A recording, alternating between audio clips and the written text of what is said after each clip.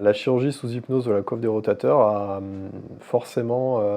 nécessite finalement un socle qui est les compétences techniques au bloc opératoire, hein. Donc les compétences techniques, on les obtient par notre formation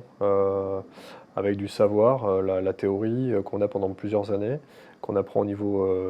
de nos stages avec nos maîtres chirurgien, et puis finalement ce savoir technique qu'on va apprendre au fur et à mesure. Donc quand on arrive et qu'on pratique la chirurgie, notamment de l'épaule, on a un savoir technique, un savoir des connaissances, et aujourd'hui, pour aller plus loin dans la prise en charge de nos patients, euh, on a voulu faire vivre une expérience positive aux patients dans le cadre de sa chirurgie ambulatoire. C'est-à-dire qu'aujourd'hui, la chirurgie de la coiffe des rotateurs, elle est faite en ambulatoire,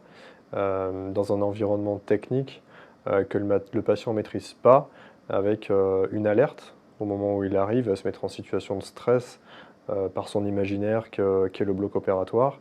Et en fait, on a voulu finalement le soigner et soigner également ses sens. Donc soigner l'audition, soigner le visuel, soigner le kinesthésique, le toucher,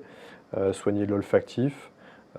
et soigner les mots qu'il allait entendre. Donc pour ça, il a fallu donc, se former, faire de la communication thérapeutique, apprendre à parler positivement, utiliser les bons mots, et que ce soit de la secrétaire, l'aide-soignante, l'infirmière, le chirurgien, et que tout le monde qui se présente, enfin qui travaille dans l'environnement, le personnel, soit avec les mêmes mots positifs, pour que le patient ne ressente pas d'émotions négatives, qui peut aider le patient à le vivre mieux. Et c'est de là qu'on est arrivé à proposer des interventions sous hypnose conversationnelle. Et